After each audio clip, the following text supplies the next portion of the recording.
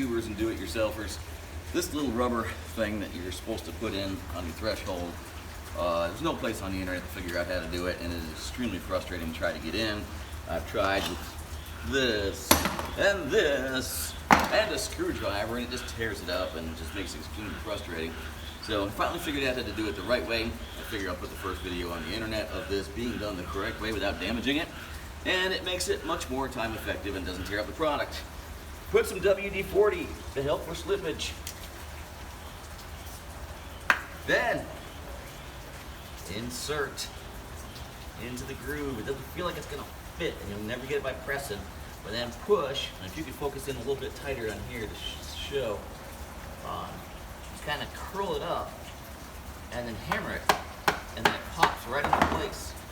Now, it's not a short process. It does take some doing, and you have to work it up. But it does pop right into place and goes where it needs to go without much ado. You get one side done, and then you go to the other side. Again, you have to kind of curl it up and make it work for you. So once I get one side in, the other side should go in fairly well. I hope this helped anybody who just used a lot of the special words that I was using a little bit before when I was doing this.